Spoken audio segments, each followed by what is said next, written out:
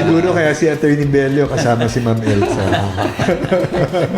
minsan parang maisip mo din na yung mga babaeng handlers, mga talaga nakakatulong din, ano? Nagbitawan nga kami ng Tutok sila eh. engine sa one time. Tabla kami. Kaya lang siyempre, parang magbitaw, nahihiya ako eh. Baka yung manok ko nahihiya na din. Napipiluhan na rin. Pero magagaling talaga mga manok niya. So, tsaka matagal ng breeder si Sir. Magaling. Si Patrick naman, okay naman.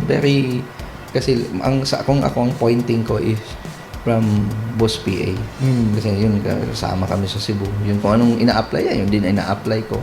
Pero ngayon, yung pointing na nangyari ngayon is from my handler. So, credit sa kanila.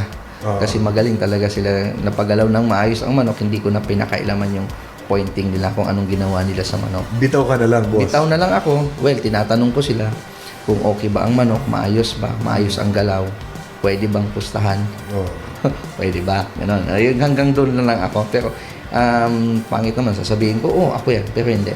Credit sa kanila ang pagpanalo din ng Would you consider More solid stories coming only here on Largana Podcast. Don't forget to follow, like, and subscribe.